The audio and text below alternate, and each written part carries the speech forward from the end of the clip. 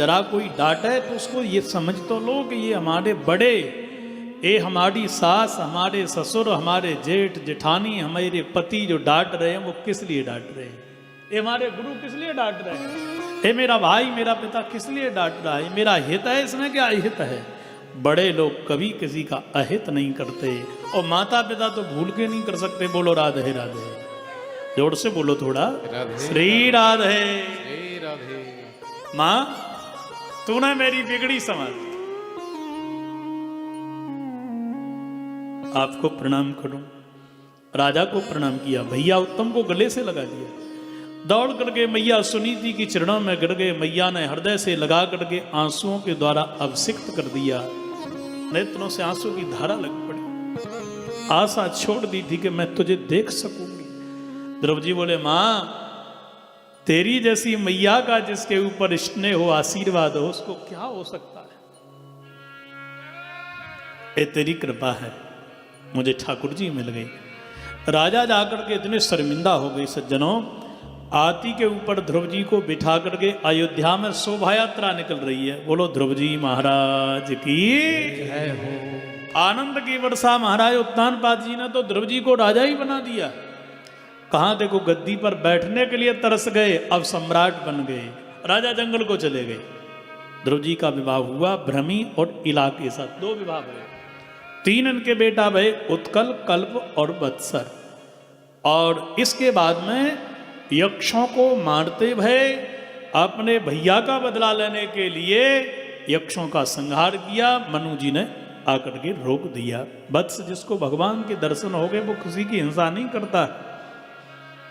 उत्तम यक्षों के युद्ध में मर गया था। मैया रोती गई, अग्नि लग गई जंगल में, दोनों मर के, दोनों जल के राख हो गए। महाराज अंत में ध्रुव जी ने सत्ता बेटा को दे करके वत्सर को घोर तप किया और मृत्यु के सिर पर चरण प्रहार करके सीधे भगवान के धाम को, मैया को अग्रणीय करके प्रस्थान किया। और ध्रुव जी का नाम जन जन में विख्यात हो गया। हर व्यक्ति एक ही नाम लेता है। भैया 5 वर्ष में, 5 महीने में, 6 महीने में ही भगवान को पा लिया ध्रुव जी ने। नारद जी कहते हैं वो हमारा ही तो चेला है। तो सब लोग नारद जी की जय जयकार कर रहे हैं। बोलो भक्त वत्सल भगवान की जय। तो भगवान के लिए समर्पित हो जाओ, अपने जीवन का सारा भार ठाकुर जी को सौंप दो। तुम ही हमारे पिता हो, तुम ही हमारे पति हो, फिर क्या चिंता है भाई। बोलो, हो सकती है चिंता?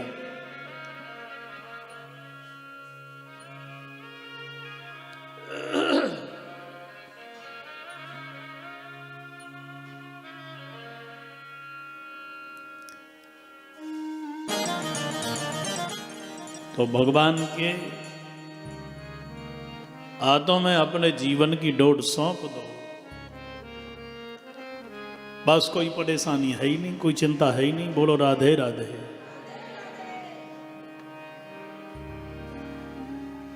सज्जनों, इसी ध्रुव जी के वंश में आगे चल करके एक राजा हुए जिनका नाम है अंग जी महाराज। बड़े प्रभावशील राजा, धार्मिक हैं। पर विवाह हो गया सुनीता, जो मृत्यु की बिटिया।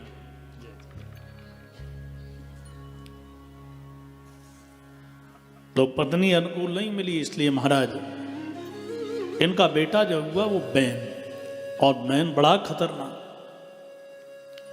बैन का अर्थ है, बीन होती है ना जो सफेरे बजाते हैं, बाहर से तो ठोस दिखाई देती है पर अंदर से खोखली होई। ऐसे हम भी बैन की तरह ही बन जाते हैं कभी कभी। बाहर से बढ़िया चुकने चुपड़े दिखाई दे रहे हैं, अंदर हैं कालने में। बाहर से बढ़िया ठोस हैं, क्या मजबूत शरीर है, 1-1 कुंटल के। वो तो कम ही बता रहा हूं। बोलो राधे राधे। महाराज लिफ्ट लगी है आश्रम में, अब जो चलोगे नहीं तो शरीर तो खराब होगा ही ना। तो ऐसा ये बिल्डिंग को क्यों खराब करते हो भाई? इसकी देख रेख करो ना। घर की, मकान की देख रेख करते हो तो ये मकान की भी देख रेख करो ना। घर में जाला लगता है, सफाई करते हो, गंदगी वही रंग करवा देते हो, टूट फूट वही रिपेयरिंग करवा देते हो। करवाते हो कि नहीं करवाते हो? तो इसकी क्यों नहीं करते? खाए जा रहे हो। अरे कम से कम ये तो ज्ञान रखो कि जो हमने हलवा खाया कितने घंटे में पचता है। हलवा खा लिया और फिर लस्सी पी ली, लस्सी पी ली, फिर रबड़ी छान मारी। तो भाई ये शरीर है, इसको स्वच्छ रहने दो, स्वस्थ रहने दो। इसलिए जैसे गाड़ी में राशन का ध्यान रखते हो, ऐसे ही आप अपने शरीर की गाड़ी में भी राशन पानी का ख्याल रखो, तो ये बढ़िया चलेगी, बहुत अच्छी चलेगी। बोलो राधे राधे। राधे राधे। देखने में तो मजबूत है पर अंदर से कमजोर है, हाथ नहीं चलते, पैदल नहीं चल सकते। पैदल चलो, कैलोरी जलाओ थोड़ा। बढ़िया बिल्डिंग है, कार है, फैक्ट्री है, पर सब के सब लॉन से हैं, पूरे सब गिरवी रखे हैं पूरे के पूरे। तो बाहर से तो धनाढ्य है, संपन्न है, परंतु वस्तुतः ऋण की चिंता के कारण सो नहीं पा रहे हैं। देखने में कुछ और हैं, हकीकत कुछ और ही है। बैन बड़ा दुष्ट हुआ, ये दुष्ट सबको परेशान करे, संतों को, बुजुर्गों को। लोगों ने शिकायत करी तो राजा ने कहा, महाराज अंग ने, बेटा बैन तू क्यों परेशान करता है पूरी प्रजा को? बोले पिताजी ये प्रजा डंडा से ही वोट देती है, आप नहीं जानते हो। एक दिन तो महाराज अंग ने अपने राज्य को ही, महल को ही त्याग दिया। वो कहा कि भगवान की बड़ी कृपा है, जिसके घर में दुष्ट बेटा दुष्ट बहू पैदा हो जाए उसको वैराग्य बड़े जल्दी हो जाए। बोलो राधे राधे। जो गुरुजी की बात न माने, संत की बात, ग्रंथ की न माने, और जब बहू बेटा की महाराज गाली सुने, जो संत की बात से न मुड़े वो संसार की लात से मुड़ करके भगवान से जुड़ जाता है। कभी कभी बहुओं को भी कड़क होना चाहिए। बोलो राधे राधे। अब बहू बढ़िया मालिश करे, सेवा करे। हाँ, तो जो हमारे वृद्ध जन है वो वृंदावन कभी जाएंगे, माला जपेंगे क्या? बोलो। यदि सिर में कमर में घुटनों में दर्द न होता तो कोई हे राम न कहता। बोलो राधे राधे। दुनिया की जब संसारी की लात पड़ती है तो संत की बात से प्रहार नहीं होता, ऐसा प्रभाव संसारी की लात से हो जाता है। बेटा दुष्ट हुआ, घर नहीं छूट रहा था, महल छूट गया, सत्ता छूट गई, अब भजन करेंगे। और बिना राज्य के पूरा का पूरा काम खराब हो, बिना राजा के पूरा का पूरा खराब काम हो गया। चोर और लुटेरे बढ़ गए। तब संतों ने विचार किया कि अब क्या करें, क्योंकि अब जब महाराज चले गए तो बैन को ही राजा बना दिया। उस समय राज प्रथा थी हमारे यहाँ, और जैसे ही गद्दी पर बैठा पहला अध्यादेश पारित कर दिया, सुनो भाई जितने लोग बैठे हो मेरी बात सुनो। न यस्तव्यम न दातव्यम न होतव्यम द्विजा कुछ इति निवार्य धर्मम भैरी घोषेण सर्वसा। मैं एक आदेश पारित करता हूं, आज के बाद कोई दान नहीं देगा, कोई यजन नहीं करेगा, विष्णु की पूजा नहीं करेगा, कोई हवन नहीं करेगा, क्योंकि सर्वदेव मयो नृपा, सारे के सारे देवता राजा में निवास करते हैं। हम यहाँ के राजा हैं, तुम्हारे भगवान। साधु बोले राम राम तेरी बुद्धि खराब है गई। जो राजा धार्मिक बामन देवता निवास करें, जो राजा रिश्वतखोर भ्रष्टाचारी चरित्रहीन है, लुटेरे ऐसे नेता के अंदर तो भूत प्रेत निवास करें।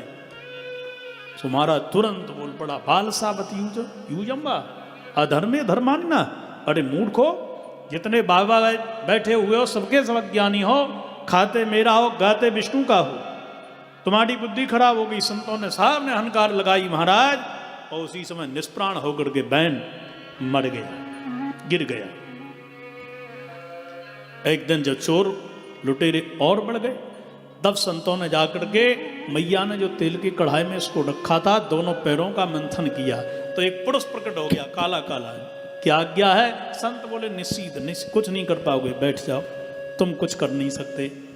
इसलिए यहां से ही निषाद वंश प्रारंभ हो गया।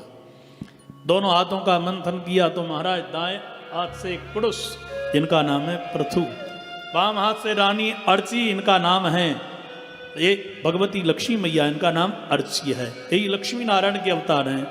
बोलो पृथु जी महाराज की जय। महाराज पृथु का राज्याभिषेक हो गया, फूलों की वर्षा हो रही है, तो सारी की सारी प्रजा पृथु जी की जय जयकार कर रही है। प्योहवा है ना कुरुक्षेत्र के बगल में, यही पृथु जी महाराज की राजधानी थी।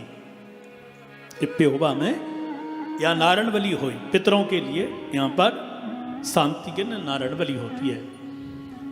तो बड़ा सुंदर महाराज इनका राज्याभिषेक हुआ, सारे के सारे लोग खड़े हुए प्रार्थना कर रहे हैं।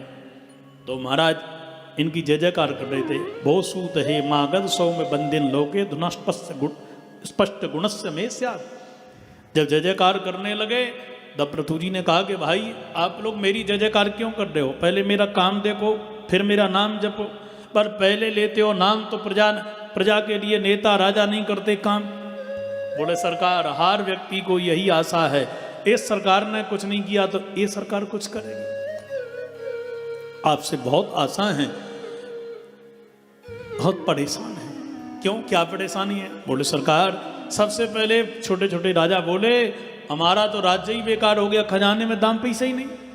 दाम पैसा क्यों नहीं है? बोले जितने भी ये दुकानदार हैं, धंधा पानी करने वाले व्यापारी, वो टैक्स नहीं देते।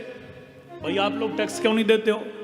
बोले किसान हमारे यहाँ सौदा करने आता ही नहीं, कुछ खरीदने के लिए। किसान से कहा तुम क्यों नहीं आते हो? बोले फसल जमीन में कुछ होता ही नहीं है। क्यों नहीं होता? क्या जोतते नहीं हो, बीज नहीं बोते हो? बोले बोते हैं परंतु धरती मैया सब खा जाती है, क्या करें? महाराज पृथु ने जान लिया ये सब अपराध धरती मैया का है। हाथ में बाण धनुष लेकर के आक्रमण किया, गैया का रूप धारण करके धरती भागती जा रही थी। एक जगह जाकर के पृथु जी ने बाण मारना ही चाहा कि वसुधे त्वं वधिष्यामि, हे वसुधा तुझे छोड़ूंगा नहीं, तेरा वध करूंगा। धरती मैया ने कहा मुझे मारोगे महाराज, मुझे मारोगे? पुमान यो सुदुतक्लीव आत्मसंभावनो धमा भूतेषु निर्नु क्रोशो न पाणां तद्बधो बध। महाराज पृथु ने कहा देखो धरती वसुंधर है, स्त्री हो पुरुष नपुंसक कोई भी हो जो दूसरे जीवों को कष्ट देता है उसको मारने में कोई पाप नहीं लगता है। तुमने अपराध किया है, इसलिए दंड तो मैं तुम्हारे लिए दूंगा ही। आज महाराज मैंने क्या अपराध किया? बोले किसान फसल बोता है, बीज खा जाती हो, अन्न नहीं देती हो। धरती मैया ने कहा महाराज हर मैया अपने लाला को दूध पिलाए, स्तनपान करवाए, पड़ोसी के लाला को ना करे। जो ना मेरे राम के वो ना मेरे किसी काम के। ये सब के सब दानव हैं, अधार्मिक हैं, ऐसे लोगों के लिए क्या अन्न देना? आप प्रजा को धार्मिक बनाइए। आपके किसान एक बार अन्न आकर के बो दें, 1000 वर्ष तक काटते रहें, मैं समय पर अन्न दूंगी। महाराज पृथु ने प्रतिज्ञा करी हम धार्मिक बनाएंगे। तो अलग अलग बछड़े बना करके सब रत्नों का दोहन किया गया है। हाँ, और पृथु जी ने विचार किया कि धरती ऊबड़ खाबड़ है, 4 बाणों के द्वारा धरती को चारों दिशाओं में समतल कर दिया।